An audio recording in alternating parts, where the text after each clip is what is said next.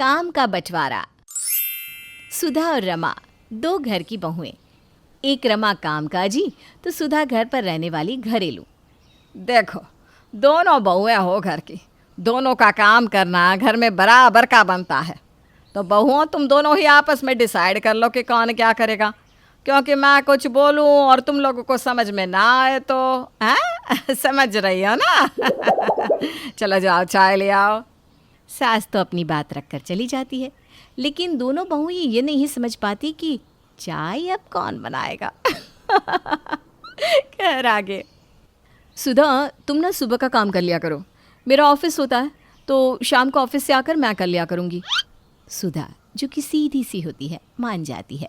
अब क्या, रमा आराम से उठती, पैर पसार कर चाय की चुस्की का मज़ा लेती और टिफ़िन पैक करवा कर ऑफिस जाती।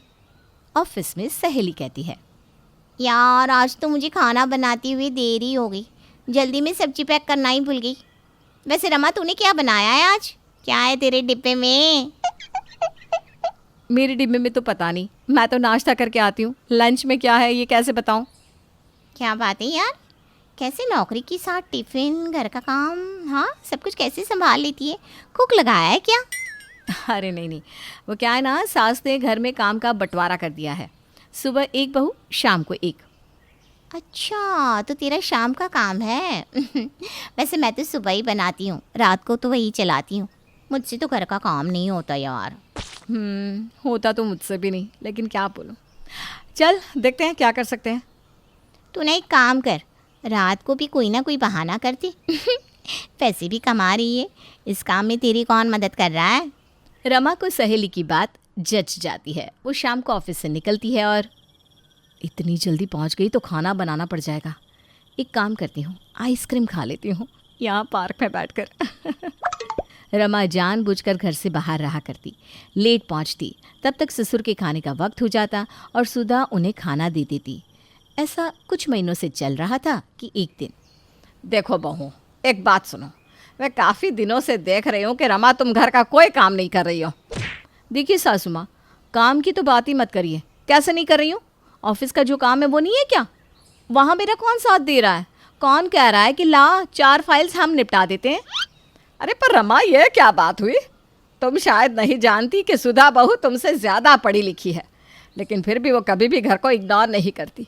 वो भी तो नौकरी कर सकती है। हाँ तो कर लेना, किसने मना किया? मैंने तो नहीं किया। तभी वहाँ सुधा आती है।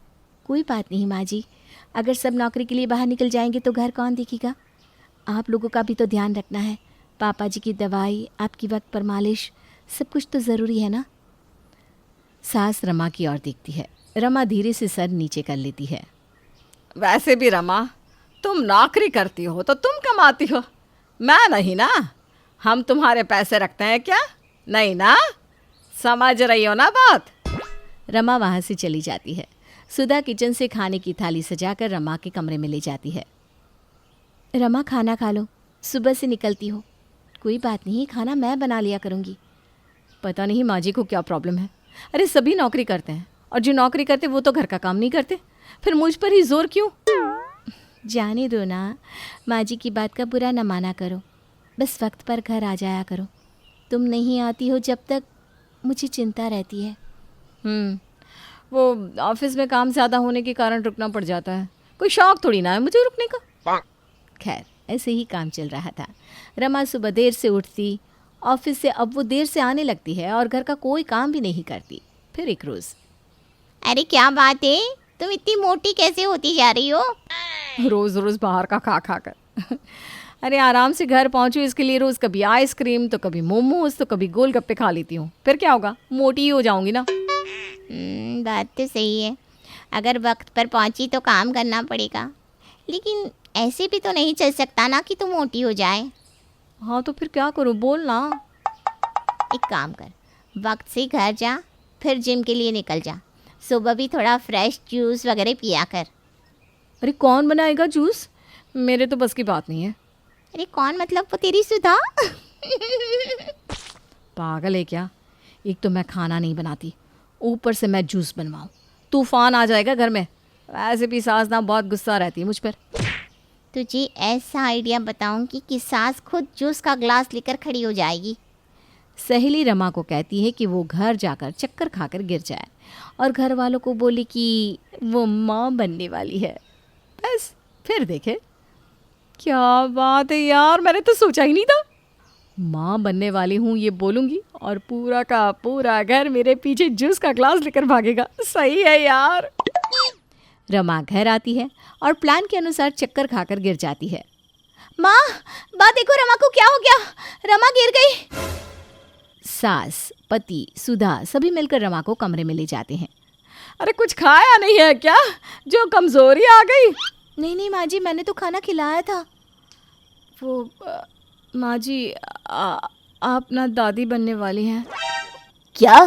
कब? मतलब मुझे क्यों नहीं पता? अब मुझे भी तो अभी पता चला।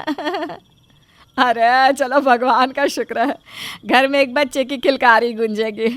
हे भगवान, कितने दिन बाद घर में खुशखबरी आई है। सभी खुश हो जाते हैं। रमा, तुम्हें बिल्कुल भी बेड से उठने की ज़रूरत नहीं है। कोई काम नहीं करोगी तुम अब से। हाँ, वैसे भी कौन सा काम करती थी। पर खैर बहू, रमा के लिए कल से ना जूस बना कर दे देना।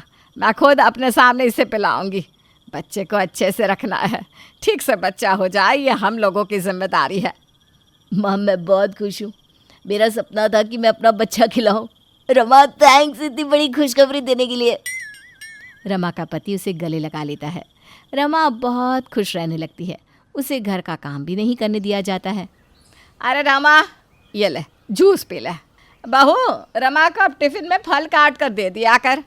और सुन, अब से ना दाल और हरी सब्जी अलग से रमा के लिए बनेगी। ठीक है माँ जी, कल से मैं सुबह और जल्दी उठूंगी। तभी सुधा का पति आता है। और कितनी जल्दी उठोगी सुधा?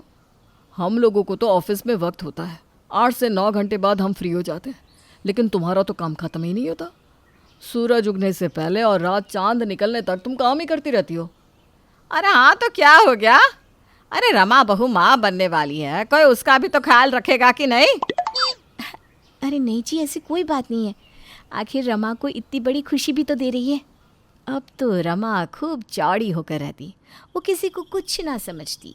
एक रोज़, अरे क्या हो गया, तुम नीचे क्यों झुक रही हो? वो मेरी चप्पल नहीं दिख रही ना, इसीलिए देख रही थी। अरे नहीं, तुम रुको, मैं देख कर देता हूँ। पति चप्पल ढूंढकर रमा के पैर में पहनाता है। ये देखकर रमा बहुत खुश होती है, लेकिन फिर भी पता नहीं क्यों वो खुशी इतनी महसूस नहीं कर पाती। वो पति को देख ही रही होती है कि सास आ जाती है। ये ऊन लेकर आई हूँ मैं बच्चे के लिए, स्वेटर बनाऊंगी। पर माँ, तेरी आँख में तो प्रॉब्लम है ना? अरे घर में बच्चे आने की खुशी में मैं तो सब कुछ भूल कर बैठी हूँ। तभी सुधा रमा के लिए उसकी फेवरेट डिश बना कर ले आती है। रमा, ये लो, ये खा लो, तुम्हारे लिए खास बनाया है मैंने इडली सांभर। रमा सुधा के हाथ से खाना ले लेती है। उसकी नज़र सुधा पर पड़ती है। बाल बिखरे, थका चेहरा, हाथ पैर सूजे। दीदी, आपका चेहरा पीला क्यों पड़ा है? भाभी पर बहुत काम पड़ रहा है। भाभी, आज से मैं आपके साथ किचन में काम करूँगा। रमा परेशान हो जाती है।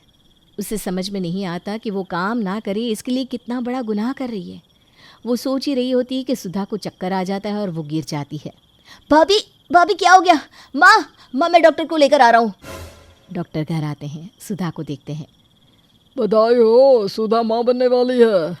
अब से आप लोग इनका पूरा ख्याल रखना। सास खुश हो जाती है। एक साथ घर में 2-2 खुशियाँ।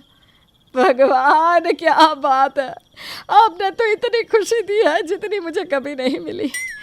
लेकिन अब जब दोनों बहुएं माँ बनने वाली है तो घर का काम कैसे चलेगा? माँ जी, मैं सब कुछ कर लूँगी। रमा तो ऑफिस का भी काम करती है, कोई बात नहीं, मैं ठीक हूँ माँ जी। ठीक है सुधा, मैं भी तेरी मदद कर दिया करूँगी। ये सुनकर रमा रोने लगती है। अरे क्या हो गया रमा? सब ठीक है ना? परेशान ना हो। मैं और माँ जी मिलकर सारा काम कर लेंगे, तुम परेशान मत हो। माँ जी, मैं माँ नहीं बनने वाली हूँ, मुझे माफ़ कर दीजिए। घर का काम ना करना पड़े इसके लिए मैंने झूठ बोला था। क्या बकवास है ये क्या किया तुमने? मैं बाप नहीं बनने वाला हूँ। तुम काम ना करना पड़े इसलिए इतना गिर सकते हो, मैंने सोचा ही नहीं था। अरे कोई बात नहीं, कोई बात नहीं, चलो जो हो गया सो हो गया। अब सुधा बहू के साथ वही करना जो हमने तेरे साथ किया। ठीक है बेटा, हम सब तुझे तभी माफ़ कर पाएंगे। रमा सुधा के गले लगती है और सास की ओर देखकर कहती है, हाँ माँ जी, आप लोगों को शिकायत का कोई भी मौका नहीं मिलेगा और आप भी पापा बन जाएंगे, लेकिन फ़िलहाल तो चाचा बनने की खुशी ही रखिए।